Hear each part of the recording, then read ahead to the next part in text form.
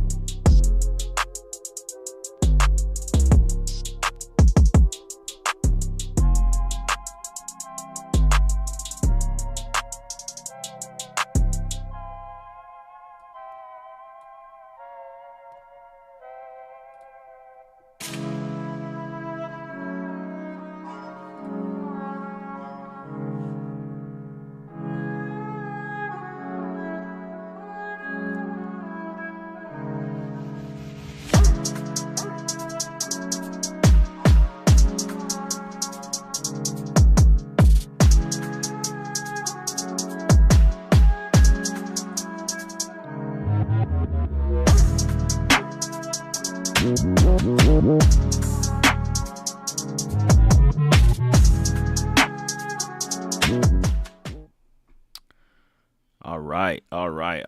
I actually jumped the gun too quick.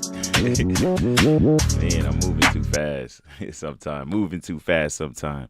All right. So we are here. Hearts and helmets, man. Let me fix my levels real quick. We got a special one today. Been excited about this one. I don't even want to get into no big fluffy stuff, no big crazy intros or anything like that. I'm about to get right on into it, get right to business, make sure everything is right, make sure the levels is right and everything is good. So in this edition of Hearts and Helmets, man, I got a really special guest for everybody. We got Coach DJ, man, and it seems like the whole world knows who this man is. So I'm going to go ahead and let him introduce himself, and we're going to go ahead and get this thing rolling, get this thing going, and we're going to have some fun tonight. How you doing, Hello, Coach? hello. I'm doing fine. I'm blessed. How are you, my man? I'm doing good. I'm going to do it good, man. Go ahead and introduce yourself to the people, people that don't know you, is if they've been under a rock or something. Yeah, my name is Coach DJ, Daryl Johnson, but most people know me by Coach DJ. I've been coaching for about 43 years. This is my 43rd year coaching. I've coached high school 37 years, 6 years of college, and in conjunction with high school, sometimes in the last 25 years or so, been coaching youth football as well. Also, an NCAA certified approved recruiter. I've been putting college kids in college since probably the 80s, early 90s. And and so that's kind of my story as far as coaches go. I've been on both sides of the ball, coached on the offensive side of the ball at Centennial and some other places. And here lately, I call myself a defensive guy. I like being on the other side of the ball, but it doesn't matter offensive, defense, special teams. I can kind of coach a little bit of it all. Been around long enough to be able to know a thing or two in regards to that. Think about football too. That's how it is though when you coaching. You kind of, even if like when you were playing, you was an offensive guy, but in order to be an offensive guy, you got to be a defensive guy because you got to understand what the defense is doing. In order to be a defense guy, you got to be an offense guy. You got to understand what's going on both sides of the ball. So that's special, man. So I do have a series of questions here. Like I said, I want to go through with you, man. Try to pick your brain and see how you feel about certain things. We've had a couple of guys on here. I don't know if you've seen the one with Larry, man. He kept on taking shots at you. He kept calling you Pretty old, good. man. Yeah, Yeah, he they kept they calling they, you. they that's a common theme. Hey, bro, I am old. I'm older. I'm older than most. Let's say that. There you go. There Last you time I go. checked, I'd probably say I'd probably say 70, 75, maybe 80% of the coaches that I coach with still can't beat me running and still can't throw a ball harder or farther than I can. So they can Man, keep there you calling me old. go. Yeah, uh, call me over if you want to. You know what I'm saying? I yes. love it. I love it though. All right, so we're gonna get into the state of youth football. So we're gonna talk about youth football, the overall health of the sport. Like how do you feel about like the overall health of football? And first we're gonna talk about the athletic portion of it, right?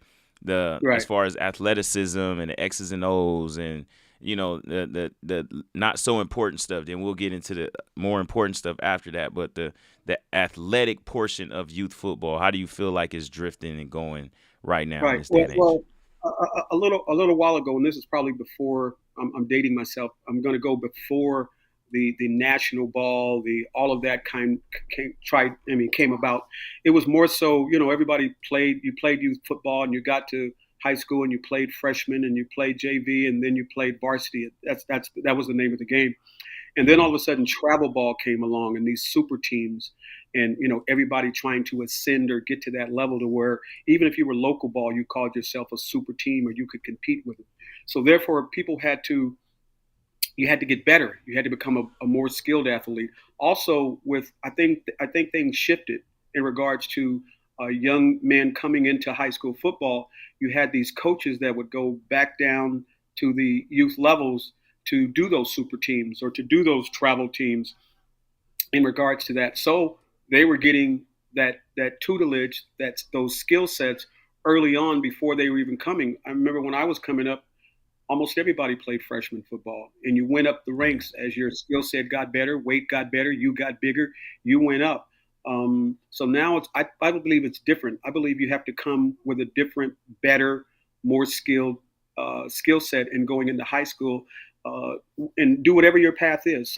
Not everybody's path is to play varsity right away. Uh, Yeah. the the ball doesn't drop. The light doesn't come on sometimes for some of them until later on. And when it does, and you take advantage of it and take your skill set where it needs to go. But I don't think I just think it's changed in that regard. You when you come out to play football, depending on where you play and where you want to take this to the next levels, you have to be skilled and you have to get yourself in front of some guys that know what the blueprints look like on the next levels with an S. Yeah, man, that's crazy because that's so true.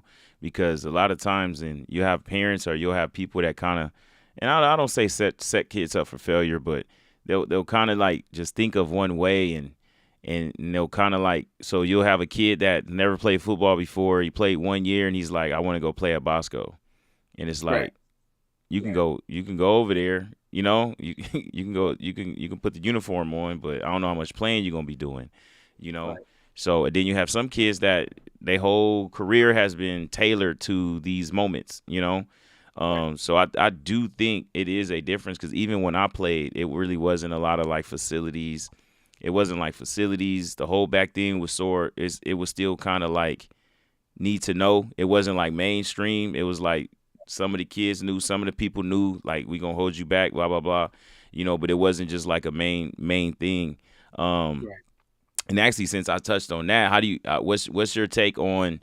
Um, okay, I'm gonna Well. give you three different kids. I'm gonna give you three Okay. different types of kids. I'm gonna give All you right. the regular kid that he kind of just plays football in the fall. He shows up. He shows up in summer, and he's a decent kid, and he wants to go to high school to play. He's always talking about going to college to play. And then you have the other kid that he does a little bit more. He does a little bit more than the average kid, but he's a little bit better as well, decent size. Wants to go to college as well. Same passion. They both have the same passion, just different Right. work ethic. Then you have another kid, same same passion, but different work ethic. Like he's year round. I'm going to college. I want to play it. I want to play D1 ball. I want to do this. I want to do that. And he's head over heels focused on what he's trying to do. Right. When speaking on holding back, and how do you feel like the holding back conversation is with those three different types of kids? Yeah. That's a good one. We deal with all of them on the Ducks. We have people that do other things. Being a recruiter, most recruiters like multiple sport athletes. You don't want them to twitch that same muscle or twitch that same joint too many times. Football I think was designed not to be a year-round sport. As far as the tackling part, the physicality part of it, who could Yeah, take that pounding year round? You have to allow the body to heal. You have to allow the body to recoup, recovery, and all of those things have to happen. If you're beating your body up 12 months out of the year, I don't know where your body recovers so that you can get ready yeah, for the next season or the next thing. So that you have that aspect, and then you have I call it Holdback University. You have Holdback University. We started. I'm going to say we started it. We did a lot of it starting way back with some of the guys from our early teams, and they've done this in other sports for forever and a day. And football adopted it over the years as in regards to people holding back. My whole point in that, and I'm just going to be honest, I don't know. I don't think God has made a player that I don't think could use another year of development, another year of training, another year of improving his skill set, especially because of the dichotomy of high school football, college football, and going beyond. I don't know why somebody wouldn't in regards to that. Some players I have suggested or thought that they should probably go straight to high school and forget the whole back because of either what their current living situation or their current family situation or that yeah, particular individual. That individual's ready. He's ready to go take it to the next level, and holding him back may be a negative toward that individual. So I think every parent should look at their son in their particular situation and see if it is right for that particular player.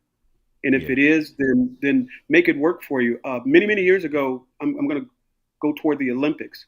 The Asians and the Europeans, in regards to that, they would find an athlete, a youth athlete that had a proclivity in a given sport, gymnastics, whatever, track, and that athlete would be put into what's called a sports school. That's all we're hmm talking about right now. So to me, the United States was probably a little bit behind in that regard. But what we're doing now is within football. If we see somebody that has a proclivity in this particular sport, we have facilities, we have sports schools, you have options that they can go and work their craft, still get their education, work their craft, build their skill sets so that they're ready for those next levels. And I say, why not? If it fits your family dynamic, why Yeah. not? Why not? Yeah, me personally, I'm all for it. I think it's, just like what you said, it's up to the kid. I mean, not up to the Yeah, kid, it's up to the situation. You do have some right, kids like the living situation and things like that. The more time they spend outside of realistic football, the more chances they gonna have probably not making it, when they're in freelance mode, other than, locked in with a school with good coaches and locked in and good and ready to go. So I do think that is a good conversation. And actually, the holdback situation is like, it could turn into a big conversation, or it could just be as simple as like, okay, what is it that you want to do? You want to go to the next right. level? This will help you. It won't hurt you, but it'll help you. So why Yeah. not take the help? And then on the other hand, it's like may have a kid that it's that 1 year ain't gonna make or break you. So if you have a good situation, take the situation. So it could vary from person to person. So I agree with what you're saying. It varies from person to person. Yeah, and I And you think kind of it goes beyond just football. What if that player, and there we've had a few. I mean, they could go to somebody's high school and start varsity right away, but maturity and mentally they weren't ready for that. If you understand what I'm trying to say, a their their thousand their percent. their mental capacity and their maturity was not at that level that they were ready to go do that, in my opinion, and maybe their parents' opinion. So in that situation, they said, why not hold back and get one more year of maturity, one more year of me, getting ready for this next step? Because going to one of those schools, football schools, it's a situation. It's an event. It's not. You're not doing Pop Warner anymore. You're doing high Yeah. school, and it's totally different. And academics and everything that comes along that on the next level, you have to be ready for that. And some players, in my opinion, they're just not ready. Yeah, Um, it's a lot more accountability as well. right, I know a lot of programs, like I know you guys have a lot of accountability and things like that. I know we do over here with the Falcons accountability, but right, even our accountability isn't as high as your biggest high schools are. Like the right, accountability is crazy. We kind of, I mean, I don't know how you guys do it, but I don't give kids leeway on being late, but it's the parents getting them to practice. right, It's not right. them. It's not after school where you were already here and why are you late walking from class to the locker room? You're That's not that's driving different. yourself. Yeah, Yeah, you're not driving. so yeah, then so just looking at, and you kind of touched on it a little bit, but I do want to ask it specifically. The pros and cons when it comes to like travel programs and local community programs when it comes to these athletes. Do you think it so I'll put it in perspective, right? You have a kid that, well, I'll talk about this kid. I'll talk about one kid. Then after you answer, I'll give you another kid, right? I'll give you the kid. He's 12. He's 10, 11, 12 years old. He's taller than everybody. He's bigger than everybody. He's more athletic than everybody in his age group. Do you think him playing local ball hurts him compared to going and playing travel ball?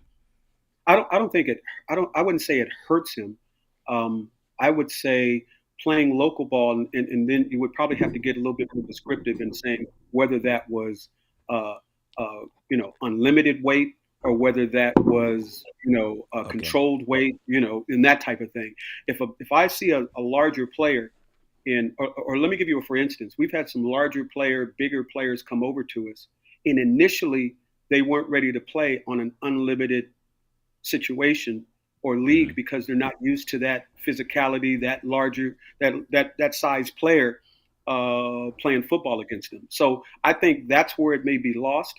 Them getting a scholarship and being ready to go to the next level as far as college goes, and or that, regardless of all of that, I still think that, iron sharpen iron. I remember a parent once told me, and I hope this answers your question.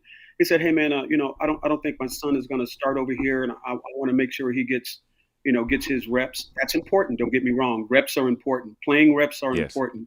But I also told him, I said, but look who he's going against. In comparison, you have 4 stars and 5 stars out here that he's battling with every day. He has no choice but to get better. On our team, specifically on the Ducks, if I find a kid that is comfortable with being number two, and my saying is we have ones and we have one and a halves. If if I see that you're comfortable with being a number two, and you just want to get the ring and wear the little pretty little green uniform and all of that, I'm going to tell you to leave or tell your parents to go take you someplace else. You say, Coach, why would you do that? Because wherever you go and whatever level you play at, you have to compete and you have to want to Yeah. be that guy. Does that mean that's going to happen? But that's not the deal for me. The deal for me is the effort that's being made to try to become the number one guy. I have an old saying: we play the ones until we're up 30 or down 30, and that ran off some people. And that's, Coach, do you really mean that? This is youth football. Where's the development at? No, I don't actually really mean that. But I don't want you coming over to the squad and thinking that you're going to be settled being second string. That doesn't work on no Yeah. level going forward, as far as I'm concerned. So when I tell them that, that's to say, hey, guess what you better do? You better be that guy, and you Yeah. better You be better be that the number dude. one. Better be the number one. You know? Yeah. Yeah. And Yeah. that improves our team all the way around. So when we do have to put in a two or someone gets hurt, the guy that filled in for him was probably on his heel, or maybe should have been the starter. You get my point. We don't Yep. lose by putting that other guy in. We or in the team, the other team doesn't say, hey, guess what? They just put the number 5 in, the fourth string kid, because you had a first string kid in there. And look where your level of play goes down to because you put that fourth string guy. That fourth string guy has to get his level to a 1 or a 1.5. That makes us all better from my Yeah. point of view. That makes us all better. No, that's You're only as good completely as, true. you're only as good as your weakest link is what I'm trying to say. You're only as good as your Yeah. weakest. Yeah. No, 1,000%. That's very important because there is a drop off. There is a drop Right. off. Me coaching. I coach up here at Orange Vista High School, up here. Right. So we got decent ones, twos, but then after that two, there's a drop off. Right after Right. that two, there's a drop off. But I mean, we're kind of not the worst school in the world, right? And we're also Right. not the best school in the world. But you look at schools that are behind us. I mean, we're a legit Division 4 program. So Right. you look at teams that's like Division 5, Division 6, Division 7. Right. They barely got ones, from the ones that the twos, the drop off is so crazy, but there's a mindset as well, just like what you were saying. If even if you are a two, you should be striving to be the one. You just shouldn't be okay with being the two. Like, understand that you're probably the two, but you should be fighting to be the one. Even with my son, I tell my son all the time, like, he's the backup quarterback. He's behind a kid that's been playing varsity for 4 years. So Right. I tell him all the time, you have to prepare every single game like you're about to start until kickoff, and you got to treat it like the coach walked up to you at the last minute and said you're not starting. Right. That's how you got to treat it, right? The preparation. So that's what. Yeah, you got to prepare because you never know. It shouldn't be a case where we got to create a whole new offense because you going in. We should be able to run the same stuff back to back, no matter what. So I do think that is important. And then at the same token, from the high school scale, some of the high schools is, their schedules that they're scheduling. It won't even give them. It won't even give them an opportunity to make ones because. Right. You're talking about a team. You're talking about a program or a team that schedule games knowing they're going to win. Like Right. it's glaring that you're winning. You're a top 100 California team, and you're playing somebody in the upper 2000s. Right. Like that, Why would you, you? you Why shouldn't. would you do that? Why would you schedule that? And it's not even a league game. It's a scheduled game where you picked up the phone and called the coach and said, "Hey, coach, you want to play?" You know. Now, kudos to the other coach for playing That up, calls. Right.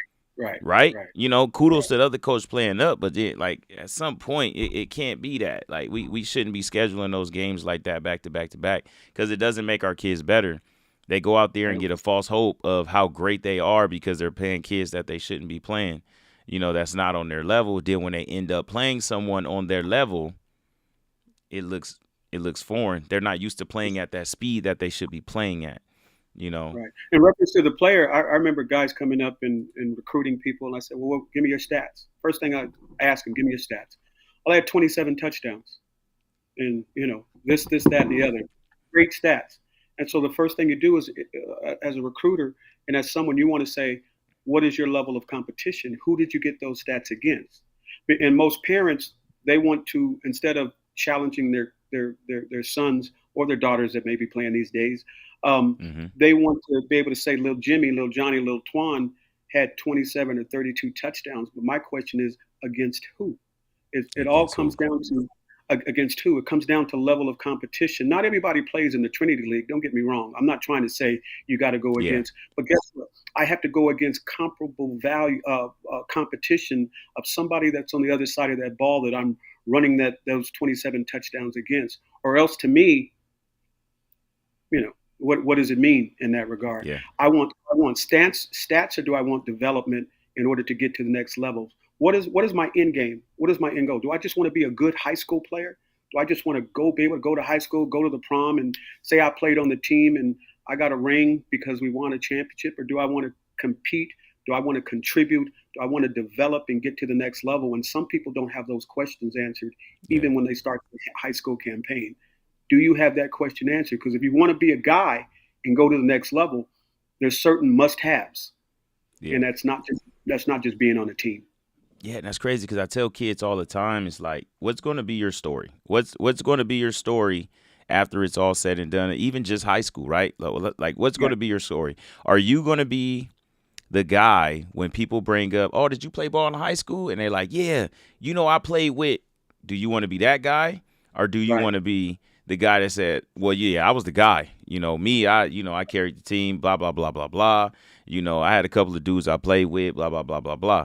Like, which side of the fence do you want to be on? You know what I'm right, saying? Do you right. want to, when That's people true. bring up your career, are you Googling someone else's name and be like, I played with that guy? Or are Exactly. you looking up your own self saying, I was Right. that guy? That's the Right. choice. That's a That's the good one. I choice like that that. you're making. Because Yeah. it happens. You talk to any grown man, you like, hey, you play football? Yeah, I played back in the day. I played with it's Right. that's how so that's kind of how that conversation goes. So now speaking on recruiting, because we kind of touched on it a little bit, when we Right. talk about like the new age versus actually I won't even take it back. I'll just go about 6 years ago. I mean, because I feel Right. like recruiting has changed like so rapidly within the last 5 years. Just looking at just 5 years ago, how has recruiting changed when it comes to like social media, NIL, the transfer portal? How is it helping or hurting high school kids coming Yeah. out? To me, night and day. I mean, and some Yeah. parents have no idea, and that's the thing about it to me, as a parent of a player in any sport, you want to become knowledgeable about the recruiting process, and there's so many variables that go into it. You want to know where your athlete is. Does he have the height and the weight and the skill set and the ability? What is needed for those college coaches to be interested in him? But the game has totally changed in reference to what goes on. They have something called the transfer portal. I heard a coach say the other day, it was in a different sport, but it was relative, and he said, we're not recruiting any freshmen. We're going in the transfer portal to get everybody we need to be competitive today. The story has Mm-hmm. changed. I remember telling somebody the other day too. I said it would be hard for me to be a college coach these days, other than the great pay and everything that goes Yeah. along with it. But it would be hard. What you're actually doing sometimes, in my opinion, is you're developing and you're putting a player in a position to probably, if you do your job and the player does his job on the field, probably to walk away from you to go Yeah. seek a better situation. There's no loyalty now in regards to people staying for 4 years. I'm not going to do that with the kind of monies that are being placed out on the table today and what they're able to get through NIL and certain situations. There's no stick to itness in regards to that. So I'm going to develop this kid that came to me fresh, green, and put him in a situation to where if I do my job greatly, he's going to probably go to the next notch up if there's another notch up and take his talents elsewhere. What can I say Mm-hmm. as a coach? But would that coach probably do the same thing if he's done his job so great and that Alabama calls coming and says, hey, I need a DB coach or I need a OC or whatever, and you've done your job correctly as a coach, you're going to go take that same opportunity to level up or double up on your salary or benefits in regards to that as well. We can't blame the kid for being able to do that. The tables have Yeah. turned. My whole point is that it's this NIL situation and the transfer portal situations have changed repeatedly within the last 2 or 3 years, even. So you have Yeah. to be updated as far as what is the latest. How does that pertain to my student, my son, my athlete in regards to what he has to do for the next levels? Somebody told me something about JUCO ball. Sometimes it'll be counted, sometimes it won't be counted, depending on your situation. um, or there's some other factors that come into play. But I'm thinking parents have to go get the information from the NCAA, from the powers that be, from California, CIF, from their state legislature to find out what their current situation is of what they can do and they can't do to better suit their student athlete. I think you have to. But that's the hard part. It's changed so many times in the last couple of years. There's guys out here that are coaches in the business that, what's the latest, because it's changed so much and it's changed so Yeah. often that And so and, and, and just to, and I didn't have it on the questions. And is I didn't have it on the questions, but just touch on it real quick because I know you're knowledgeable on it. How do you feel about, like, because there's a lot of, I'll say this, high school coaches, they get kind of caught up in, their day to day, right? So it's hard for them to keep up with the recruiting aspect of everything all the time. I mean, they should have people around them that is the specialist on it or whatever. But how do you feel about, like, the coaching aspect of it that's still kind of moving in that not yet that old school sense of the world of just play good and they'll just walk over to you. If you and they'll play well, find you. they'll just come. They'll find you. You just Right. play really good, they'll come knocking. Yeah. Yeah. I think if anything is like that, you would probably say is archaic and old in that regard. I would think that perception is. That's just my opinion in regards to that. I think if you're a coach nowadays, you say, "Man, I'm just going to coach my guys, and if they get offers, they get offers. If they don't, they don't." I don't know if that formula works these days in regards to high school coaching. I would probably Yeah. say that it doesn't. If you don't have some type of ability to get a player to the next level and don't have a propensity and um, a background of making sure you get players to the next level, me as a parent, why would I send my son to that school if his aspirations and his goals are to play to the next level, and I have a coach telling me I don't really worry about that. I don't get caught up in that. If it happens, it happens. If they get recruited, they get recruited. I'm me Yeah. myself. I probably wouldn't send my son that way, but I would be realistic in what his attributes were. What does he have the skill set? Does he have the propensity? Does he have the ability to get to the next level? If he does, then I'm going to place him in the best situation I can in order for Yeah. him to get to the next level. I think I have a duty as a parent to that. But if Coach Bob, Coach John, Coach whoever is saying, I don't worry about that, just me, and I'm speaking for me, I would probably take my son somewhere to where that was definitely an opportunity. I would say this, and this is just my opinion. I believe there's a college almost for everyone Yeah. to play football on the next level. May not be Alabama. It may not be Division One. May not be Division Two. May not be a lot of situations. But some of these programs, I see these kids coming out of. If they really wanted to play on the next level, they could. It just may not be where it would be the top teams in the country. May not be for them. But you want to play football in college, you can. You There's got a to find spot your for spot. everybody. There's a There, spot for everybody. I think. and honestly, that's what I tell a lot of my kids. I tell a lot of my kids, like, everybody's not going to Bama. Everybody's not going to Oregon. Everybody's not going to Ohio State. It's there's you got Division 1, 2, 3, FCS, NAIA. You got Right. several different routes that you could possibly take, and you got the JUCO route. You can go the Right. JUCO route and get your money there. HBCU, Independence. You can HBCUs, it's so many different ways. Now that's what I wanted to talk about too. I got to figure out, is there a Cali pipeline for HBCUs anywhere? Well, I know a good friend of mine holds a camp every single year, and she Mhm. brings down all the HBCU, or not all, a bunch of the HBCU teams to come to a camp. And this camp is held every single year. And I let the players that either didn't get picked up or are still waiting for their situations to materialize go Yeah. to this HBCU event and see whether there's a fit and whether a coach sees your talent and your ability. So that's the only one that I know of, other than because I've heard some complaints, not complaints, I've heard some comments by other people saying they don't like HBCUs for some reason, don't like guys from California. And I Yeah. and I think that you know what I'm trying to say. I don't want to go deep Yeah. into that, but I got you. how do we as in youth football in the modern days and the Boscos and the other teams that go across the country to go play these teams from Florida and wherever do well or either beat them, but somehow we don't have the players that are going to be able to come to the eastern states or the southern states and be able to play football. That is beyond me. I don't Yeah, get that part.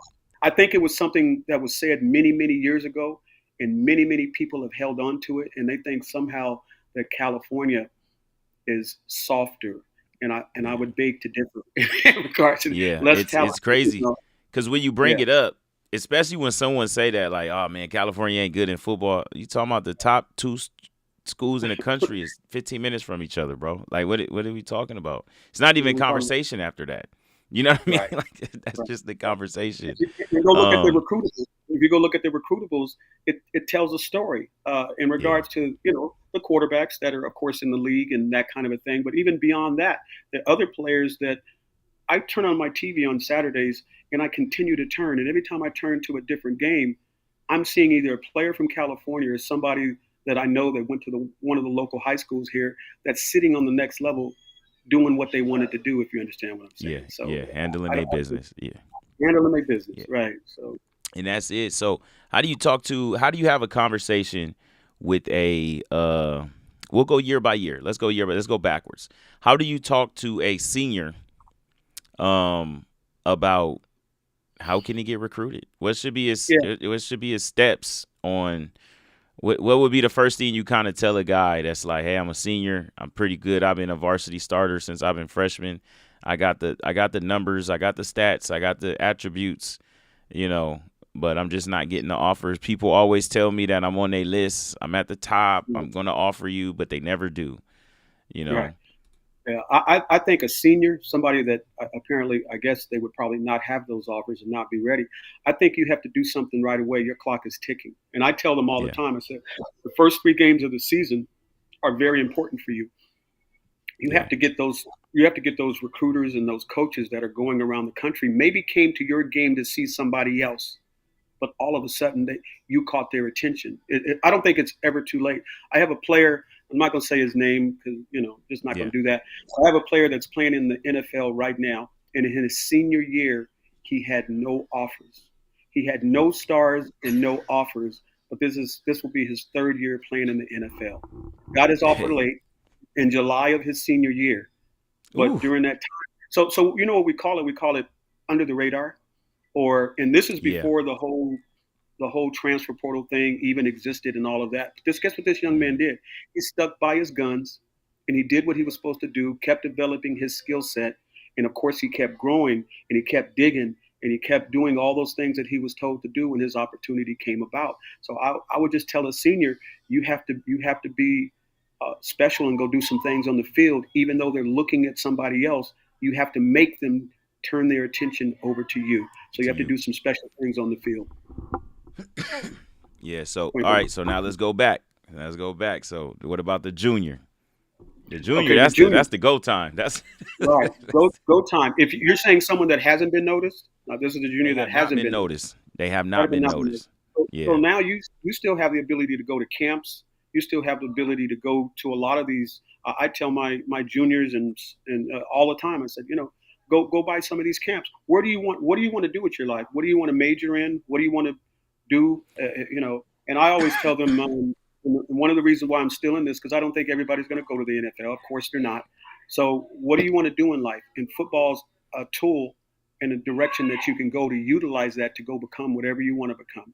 Somebody said, DJ, why do you still coach? I coach because to make sure these football players through that venue get an education to go be whatever they want to be for the rest of their life in regards to that.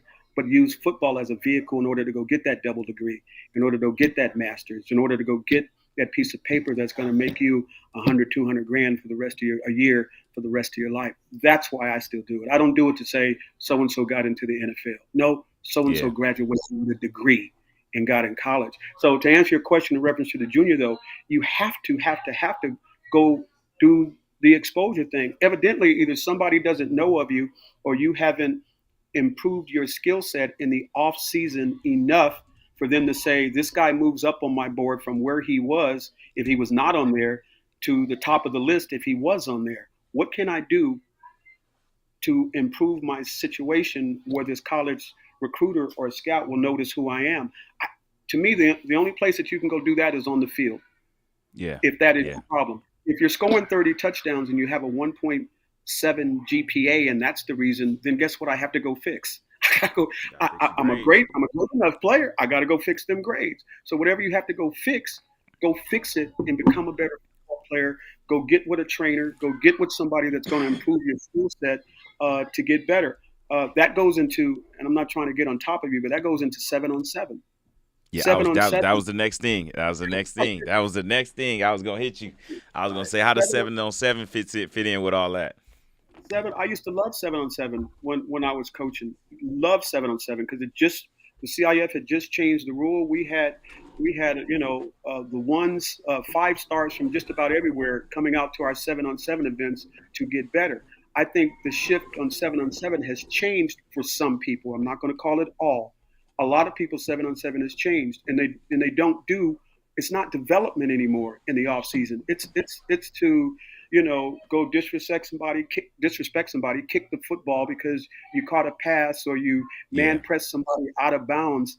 That's not going to go on in a real game, more likely than not. That's not a skill set you want to learn and master. Let me say I man press this receiver all the way to out of bounds, and then I get to go in front of a camera, and that's not what that was for. So to me, for a lot, I still got some guys out there that know what they're doing, that develop kids through 7-on-7, and they get better. I thought you were supposed to work on your skill sets in regards to 7-on-7. So that to me, that's changed a little bit. And you seen it today. No, not today. You seen it yesterday, right? In a college game where the kid goes up to the kid and they arguing and he snatches his chain. And this is college. Like That's what? 7-on-7 stuff. And I'm That's a like, carryover from I'm, 7-on-7. Carryover from 7-on-7. I'm looking, I'm looking at it and I'm like, yo. And this is what I told my boy when we were seeing it. We was watching it. We was at the cigar lounge and Right. we was looking at it and I was watching it. And I was just like that. Just imagine that situation in a real world. In that real world, what happened was you got 6 dudes in a lobby waiting to get a job interview, waiting to do a job interview, and they're sitting there in their suits and they start fighting. Right. That's exactly what just happened. Like college is a nonstop interview. You're trying to go to the league. Why would you Right. do that and blow that opportunity? Like that was crazy to me. Like Some of them, some of them don't realize what the fine line is. Sometimes you're picking between two players. Both of them have the yeah, same frame. Both of them have the same skill sets. They both run a 4.4 in the 40, 4.3, whatever. How am I going to differentiate? Why am I going to give this guy the offer and not give it to that guy? Because of something like you just explained right there. Thank you for yeah. doing that, because now I don't have to. Now Now you that's the allowed me to make separator. a choice. That's the separator, and it's Yeah, sometimes it's just that close. I'm trying to find a reason why not to give you the offer, why not to give you the situation rather than giving it to somebody else. Is your social media, is your the things that you put on the internet going to tell me that that's what I should do over the next yeah, guy? The next guy has an impeccable background, impeccable credit, I mean character, impeccable, just the way that he does everything that he does. And I see this you, and you have not a one time incident, and sometimes it's that one that causes you the differentiator. But I think that part they don't get sometimes, and yeah, it's just that close. You want the ride, you got to do the right things in order to get the ride. But for a junior, go get some more work. You ended the yeah, season. What have you done from the end of that season to today? Well, I went and joined XYZ 7-on-7 team, and we went around the country, and man, we had a ball. Did you get better? If you're making the same mistake in September that you were making in January, what have you done for 8 months to yeah, improve your skill set? And guess what? It's like the film don't lie, right? Film don't yeah. lie. Film don't lie. If you either got better and you improved your skill set, or that recruiter is looking at it, guess what? His hips are still stiff. Yep. He still has no leverage. He still is not this, and he didn't improve that skill set in the off season in order for me to say maybe he might fit our college. you know, Man, and it's, and the kids don't understand it. The kids don't get it. Like, and no matter they how don't get much you try to, no matter how much you try to explain to them, they still look at the kid that gets thousands of likes on Instagram that right. everybody knows and everybody reposts their stuff and they always doing something, viral when it comes to the 7-on-7, but they don't understand them kids gonna disappear after they graduate. You're gonna be like, whatever happened to them? They didn't Right. go nowhere. They were high school guys. Like, they just portrayed this image that now everybody is watching, but you got to put in what's the work. So I have, like, I do training. Right. So what I tell my kids that I train is, I talk to them about Twitter. I mean, X. I'm sorry. I talk to them Right. about Right. X and their social media and how to present themselves. And what I tell them is, I need one post a week when it comes to motivational or religion. I need Right. 2 posts a week training or working or talking about work. Post it, and then every chance you get, drop a highlight of yours, even if it's from a year ago or from a practice or something that's showing. If I were to look at your page and I looked and I let's say I found you last year, and I Right. looked at you last year and I was kind of impressed, and just so happened that thing pop up and I'm like, oh, I remember this kid, and I go back to it. I now have a comparison on how much better you've gotten over the course of the time. And that Right. shows another thing. That shows that you work consistently. It shows Right. that you know how to manage social media because you're managing yours. It looks in order, and most coaches are very organized and meticulous when it comes to stuff like that. They're going to see it. They're going to be like, oh, yep, religion, workout, religious, workout, work. They're going to see that and they're going to be like, okay, he's a consistent person. And Right. that, what I just said, it shows consistency, and it shows Right. that you're not afraid of work.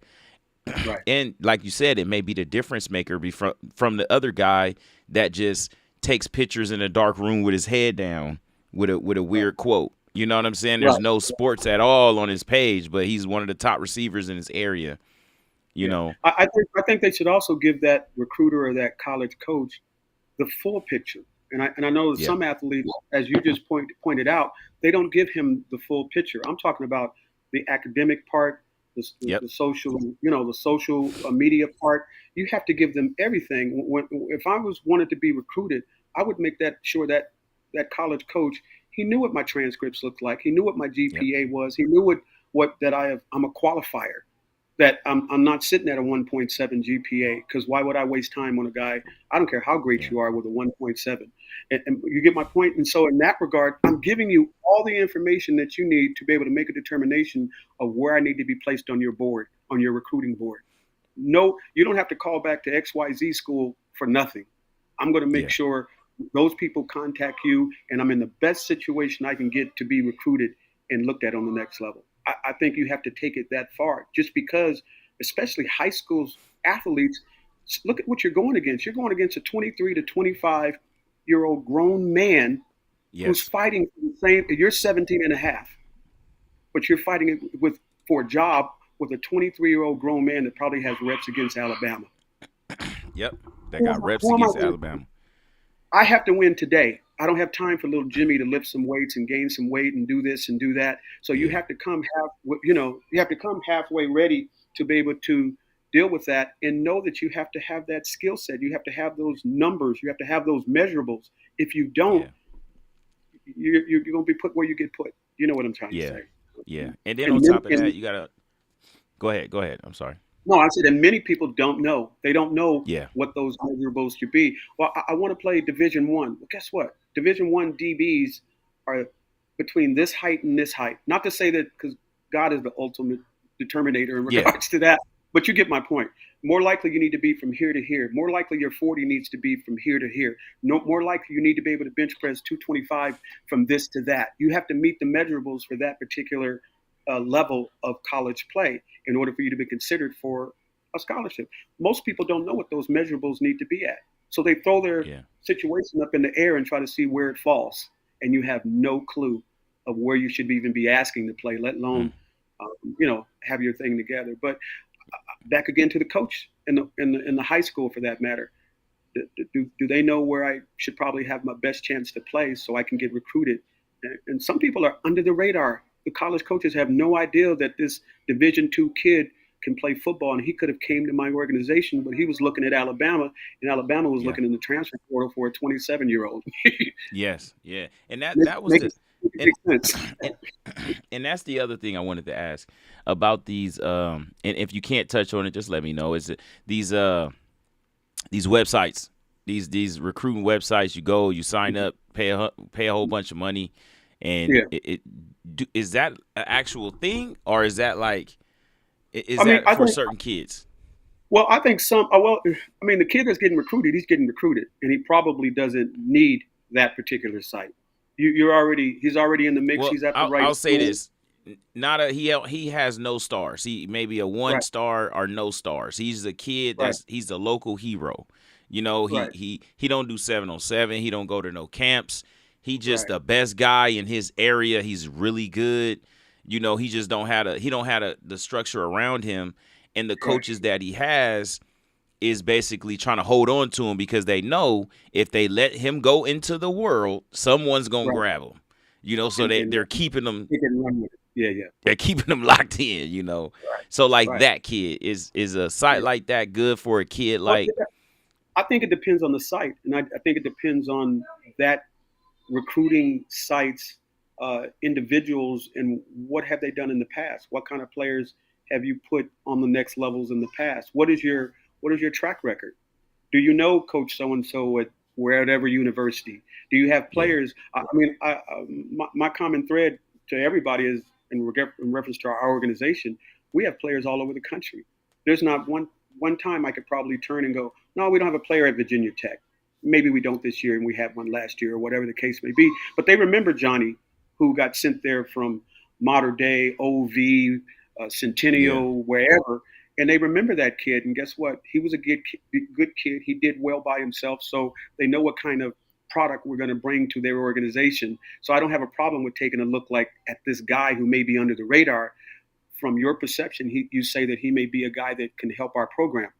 I'm going to take that. But as soon as you send me a guy yeah that, you know what I'm trying to say, you're only as good as your yeah last. yes yeah That's why I tell kids you send me somebody to waste my time.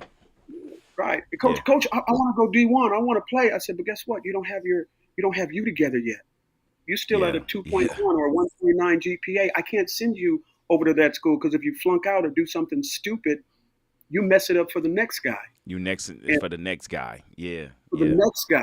So I'm yeah, not going to do that. Not let you get yourself ready. So I mean, it's not every site, and it depends on. Oh, I wanted to say this also. When a few years ago, guys were paying for yeah, offers, and of course these offers were non-committable. Most of them, I'd say 99.9% of them were non-committable. And I had a problem with that because that's a business, this coaching business, recruiting business I've been in for a long time.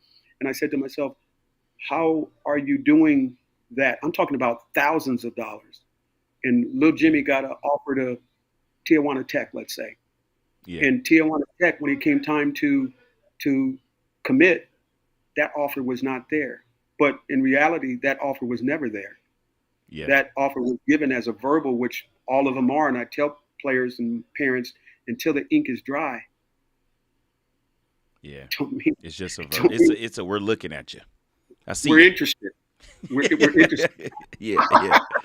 It's an We're interest. interested. You know what? Just you know what? This is what I tell the coaches too. This is what I tell people all the time because they get upset with the oh I just had a great offer. I just had a great conversation with coach 1, 2, 3 blah blah blah. And I get it and I take it. This is how I explain it to the guys that remember the old way of recruiting. Do you remember those little pamphlets you used to get when you was a sophomore, junior, and you used to get them little? They don't get those no more. They give you them. No, no, no. They give you Right, them little. They give you an edit on Instagram and say post it. You know that's right, what they give now. They don't give you the calendar and say, hey, we looking at you. You're the next. You're a top sophomore that we're looking at you. You're right, one of the top 300. You're one of the top. Da, da, da. They don't do that anymore. They saving paper. They not sending thousands of of schedules out every single year.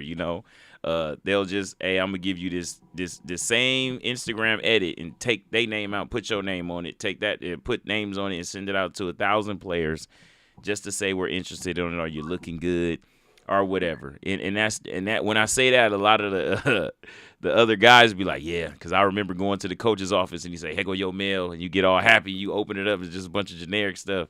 And you right, remember you used to tell people like if it's not signed by the head coach, it don't mean nothing. If it ain't signed by the head coach, it don't Right. mean nothing. It was You don't mean that. generated by the thousands. There's somebody that's offered up just about everybody. And the other day I told somebody, I said, yeah, man, I looked in my email and I got offered by him too. You Yeah, know, yeah. Everybody they got all, one. You know what I'm saying? everybody got an offer. And then Yeah, that same school had to chime back in and say, no, I didn't offer that guy. Because some people are just going on there and they're posting stuff and saying they got offered and they really haven't been offered yet. yeah. But they went on there trying to, get their clout up and that kind of thing. But, you know, And you know what? I commend some coaches for doing that sometime because it could right. backfire. You know what I'm saying? It could be like, it could be scary for the next guy that did get the offer. Like, dang, should I post it? Because what if he forget about me and then come back 2 weeks later like I didn't offer that guy and that now I look like, but to do that, man, that takes goal. Like you got to But be and sure about yourself and sure about what you're doing.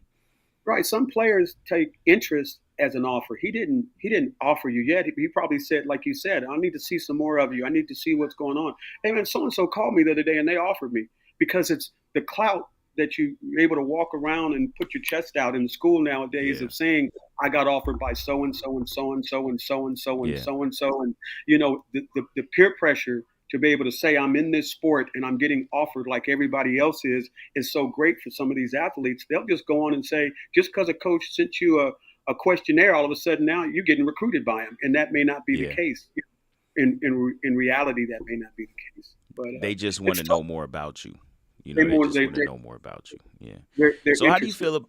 So how do you feel about like a sophomore, right? How do you feel about a freshman? No, let's say a sophomore that gets, they get sparingly varsity time, right? They go in, they're rotational or they're on a good team, so they get a lot of time. They got some film. Do you think it's feasible for them to even do the old questionnaire thing, like just go and drop some questionnaires on a couple schools? I think you have to start so much earlier than that it's not even funny, especially nowadays with the Mm, transfer portal. I would start day one, but I think they put some things they shouldn't put in the forefront. Number one, I would be looking at schools I want to attend to because it has the curriculum, it has the yeah, specialty that I want to do that I'm looking possibly for. that I'm looking for. Do you get me? Yeah, I always tell players, give me a list of 10 schools that you're interested in that you want to go to. Well, I want to go, my mama went to Oregon State, so I want to go there. Okay, I get it. Family went there, and yeah, that's one of your choices. I want to go here, and I want to go there, and I want to go. So you've got a list of 5 schools. Now you got to figure out, you got to go look at the receivers that they have from those 5 schools. You also got to yeah, go look and see how many are seniors and how many are juniors and how many do they have coming in on the transfer portal. Because if they got 15 in there, and they're only taking 2 more, and they take those 2 from the transfer portal, that particular school may not be looking for another receiver yeah, right now because they got too yeah, many on their board or whatever. And some people tell me I wouldn't even worry about all of that. If I'm going to get selected, I'm going to get selected. You have to know the dichotomy of what you're dealing with, in my opinion. Then you know where to place your energies at. I'm not going to place my yeah, energies at Alabama if they're not going to ever be interested in me. yeah, But that's where I yeah, go because I see them on TV every day.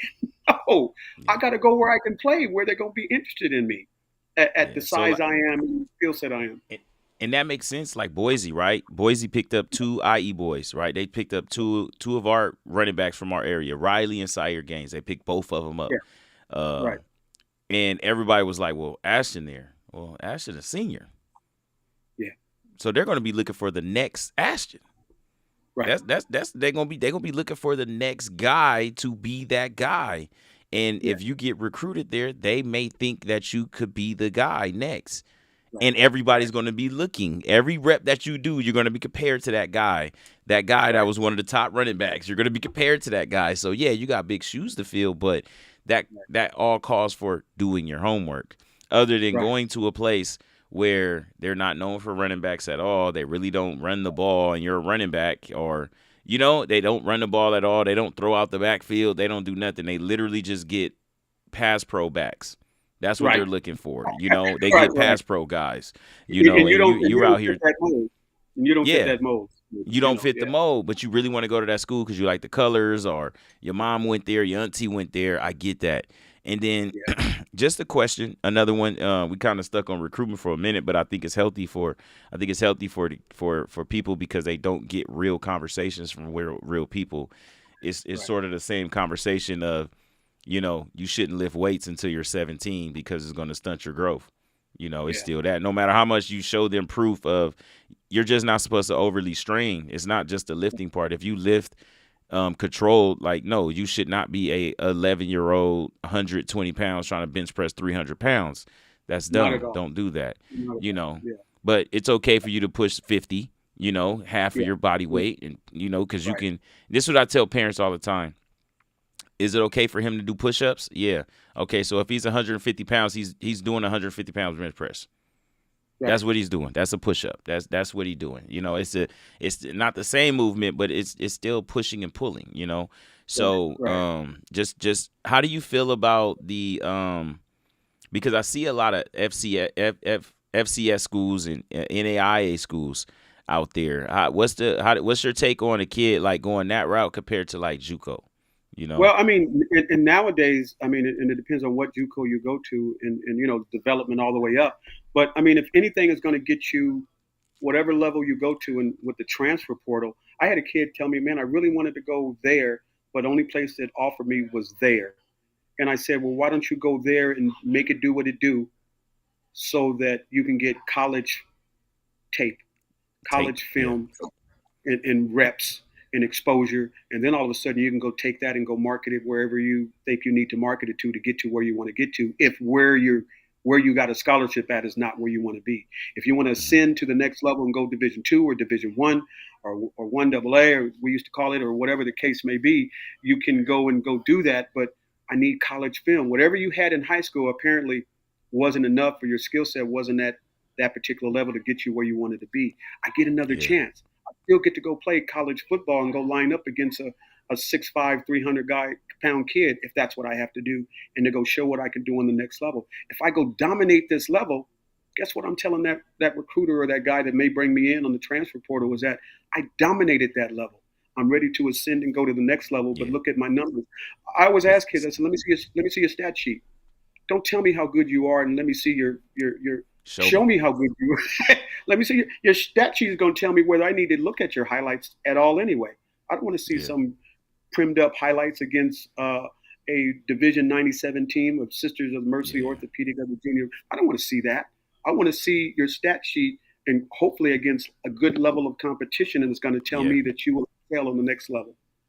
Yeah. That's my take on it. Yeah. And that's so true. That's very true, because a lot of times, and that's what I be telling a lot of my athletes. And all cities have their local schools that everybody just go to just to go to. But I tell a lot of my guys, like, it all depends on what you're trying to do. If you just want to be the local hero, that's fine. Like Nothing that's wrong with it. okay. You Yeah. could be the local hero. It's fine. You can have a great career, great high school career. If someone notices you, they notice you. If not, you can go to JUCO and just play until you can't play no more, and then you just go Yeah. about it. Or Yeah. if you already know you're just going to college with the academic, then go that way. Just have fun in high school. Don't put too much pressure when it comes to all the other stuff. If it comes, it comes. It don't, it don't. But Yeah, if you're I really think if they actually, I'm sorry, I think if they no, actually no. knew players that went to JUCO, that came out of JUCO and ended up going D1, they would be amazed at the superstars' names that would come up that had to go the JUCO route before they went on to wherever to go play in the Yeah. NFL and into in Canada or wherever. But a lot of players, that is the route. That's the route you have to go. You weren't physically ready, mentally ready, mature enough to deal with it at that time, and now you went and got back in the lab and improved your skill Mm-hmm. set and improved whatever you needed to improve. Now you're ready. Those 2 years meant a whole lot. You're a grown ass man, excuse me, but you're a Yeah. grown man now. You done went in Yeah. that weight, changed your body, and changed your skill set. Now you're ready to go. Nothing wrong with taking the JUCO route Yeah. if that's what you have to Yeah. do, And because then you're it still is good continuing for your education. and it's good for our guys that don't fit the measurables, because now they don't have to. Now a college isn't taking a chance. They've Right. seen that. Okay, all right, you may not be 6 foot such and such, but you could play with them. I You can see play that you with. could play with them. You may not be Right. 200 some pounds, but I see you can play with them.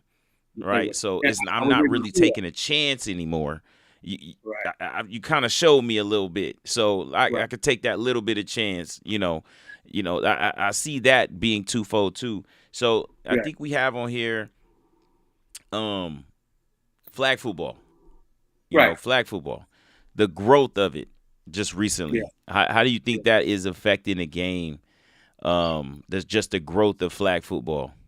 And then I see many, I have a little hot take question for you after. okay. I see a lot of parents taking that route in regards to, a few years ago they were really hot. I think I hope I'm going to say this the right way. The governor didn't kind of want players to play until a certain age, instead of getting the click clack and the bang bang and the concussions and the people being injured for life on certain situations. So you had an uprise in the flag league. I think to a degree, it improves some skill sets that you need to get if you've never played before, or Hmm. you're trying to lessen the ground and pound that comes on somebody's body by playing tackle for, since they were playing 5U or something like that. Yeah, But on the same token, I think if you're going to play tackle football, in my opinion, you have to get used to the physicality. You have to get used to the different levels. Not saying that if you play flag for all of these years that you're going to miss out. I just know when I see the players that go, I had a couple of players I was training, and I said, "Hey, where did you play youth football at?" And getting ready to go to high school. He goes, "Oh, I played flag. I didn't play tackle football." Their mm, first tackle experience was me teaching them how to tackle in our yeah, drills right before fall ball just started. That was their first introduction to tackle, but they're going to high school to go play freshman football and have never actively mm, tackled the guy in tackle football. yeah, So I get it when you're young. I get the lane, but as you get older, my personal opinion would be you don't have to go into a travel team, but you have to go get yeah, that physicality somewhere and have somebody teach you that knows what they're doing to tackle the proper ways. Now they got to get the head out of the drill and all of yeah. that. But that's my take on that. I think it could be useful, but at a certain point, man, if you're gonna play tackle, go learn how to Go play tackle. it. Go Yeah, play it. and I tell the parents because I'm the president of our organization out here. So I tell Right. parents like when they call me and they just be worried on the phone. I just tell them it's the same thing. I tell the same story. I say the same thing all the time. I say just imagine football is two cars. They're gonna run into each other. Right? It's just two cars that's gonna run into each other. If they're both going the same speed, they just gonna boom. Right? But Right. if one gets scared and the other one don't, then they're going to go through them, right? Mhm. And I always say this: would you rather your son's first car accident be against another 5 year old that's 40 pounds, 50 pounds, or wait until he gets hit by a semi truck in high school that's been playing football for 10 years and you've never played before and he coming downhill with perfect technique and bang, and that's your Right. first time ever getting hit. It's levels, and if you especially if you're planning on putting your son at a decent high school. Now, if Right. you sending your son to a school that haven't won a game in 4 years, he'll be okay because there can't He'll be nobody okay. tackle over there, Right. you Right. know. Right. Right. But if they're any somewhat of a decent program, Yeah. he's gonna run into a kid that knows what he's doing. So you might as well get him prepared for it now. You know, I always say like if you're skeptical, just wait until they can give you a decision Right. until they can give you a decision on what they want to do. And if they're like, Right. "No, mom, I want to play tackle football," then let them try it. It's time. But I mean, I get parents trying to be protective, but Yeah, football is a violent collision sport. It is what it is. I even have a problem yeah, with. I mean, I tell my safeties, and I've got to say this the right way and be politically correct. I'm going to tell my players to play football, and that doesn't mean take a headshot. That doesn't mean go intentionally go try to hurt a kid. But I've seen players get injured by not wanting to have that collision because they think the referee's going to throw a flag. I don't know yeah, how in the last millisecond of a second a referee can throw a flag at a player who didn't know the offensive player was going to dip his head. Do you get my point? yeah. I don't know how I don't know how to call that safety off from a defensive standpoint and say, measure his head and try to figure out whether he's going to go lower than yours so that you can hit him on a So you can violent. just hit them. You get my point. Yeah. And I'll never understand it. I grew up in a different time, different space Mm-hmm. than this. I get the protection part. I do though, and we want to make sure that they have long lives. And football is not a part of a negative situation because of that. I Yeah. do get that part, And but I think football's football. I'm full, man. My whole mantra, my whole thing is getting kids to fall in love with football again, because Right. for those of us that are in love with football, it changes your life. It does. It literally does. A lot of people talk about changing your life like it took me off the streets and da da da da da. But no, like it helps with temper.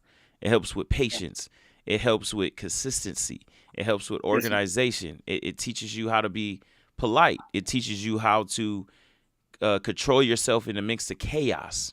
You know what I mean? Like it could be a billion things going wrong, and you'll see that guy that play football. He over there, he turned up, but he's controlled because he's Right. used to this. He's used to something that's going on crazy. So Right. just in closing out, I got a couple of questions for you. Just on a personal touch, man. So you've been doing this for a long time, and I know the community appreciates you. You got some love here in the chat. They said the best coaches in the world is from the OG Ducks. And then right here, Coach Tim said, Coach DJ is the GOAT. You know what I'm saying? So you get love all across the board. So after 43 years, what keeps you motivated you said it earlier, but what keeps you motivated after 43 years, man, of doing this? I had my shots at, and coach college as long as I did, 37 years of high school. Um, got around some good coaches and some good programs that made me. Most of the guys, I mean, even the guys that I coach with now are 20, 30 years younger than me. I mean, most of the guys my age are either coaching in college or, they're referees now. They go into retirement and go to Yeah, referees. But the last time I checked, God hasn't stopped making them. And the last time I checked, as long as I still enjoy it, and I'm not an old fogey out there, I still go to coaching clinics.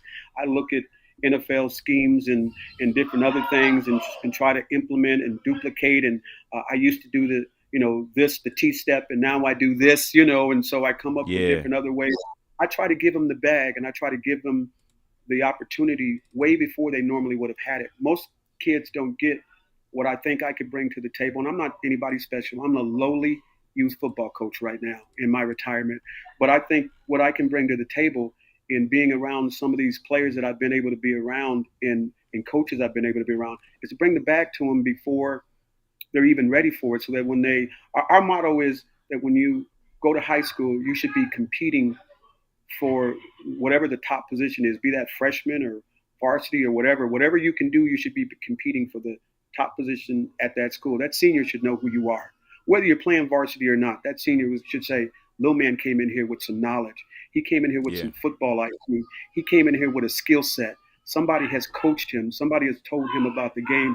And I think as long as I can still do that, as old as I am, with a sound mind, and man, don't tell me I get the old jokes. Don't get me wrong. I do get the old jokes, but I don't let that bother me because there's a greater.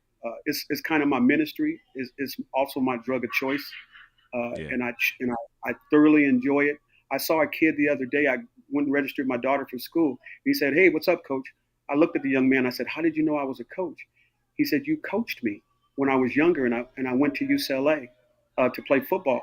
I didn't even remember coaching this because I saw him as a grown man. You get my point? yeah, But it's a joy to see these people later on in life, and that's even people that didn't even play college football.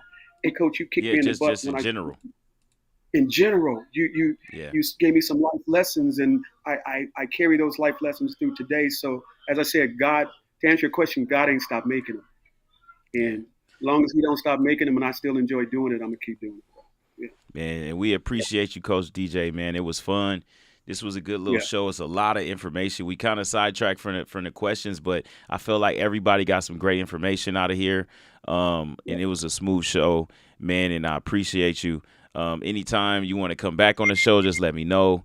If you had yeah. anything else that you wanted to say real quick, you most definitely got the floor. Yeah. Only thing I wanted to mention was some scenarios that have gone on here in the last few weeks that I think that kind of sullied it for me in regards to youth football in general. Just some events that happened, and I had to shake my head and just go. I mean, it was bad, and you know what I'm talking about. But Yeah, it was yeah, bad, 1000%. and I'm thankful for my guy Matt Dool. There's an organization out right now called Dads for Football, and we're going to make sure that these kids are protected, families are protected. I remember grandmas and little kids and clowns coming out to games and it being an event, a family event. What I Yeah. experienced a couple of weeks ago, bro, that wasn't that. That's not anywhere that I'd No. want to do that, man. So I didn't want to end on that kind of a note, but on the same token, I'm just glad that the powers that be stepped up and said we're going to take care of our babies and we're going to make sure this Yeah. is a good sport and it continues to be what I've always thought it was for the last 43 years. So Oh that's a good yeah, thing. man. And I'll talk to you off camera, man. Anything positive when it comes to sports and stuff, I want to be involved in. I love the Yes, kids, sir. and as far as the more help we get across the board, the better things can get. But man, if y'all see Coach DJ out there, man, he not old, man. He out here moving, bruh. He out here moving. He's still out here kicking, doing his thing. He's making an impact in the world, and we salute you, man. We appreciate you Thank coming you, on the brother. show, man, and, and, Thank you. and you have a great one. Man, and I'll tap in with you on the flip side, man. Appreciate you, big dog. I appreciate your time. Thank you for having me, man. Be blessed, my brother. No problem. You have a good one, man. All right, so that was it right there. It's my man, Coach DJ, man. It's a good dude, man. Good brother, man. He's good out here. He's doing a lot of good things with the kids, especially with the recruiting thing. This kind of turned into a recruitment conversation, but God don't make mistakes. So that was a conversation that needed to be had. So, all right, so I just got a message here. My recording just stopped, but it's all good. We just finished the show on there. So, Coach Dunlap, Hearts and Helmets. I see y'all again next Sunday, 7 p.m., hot and ready to go. Peace out.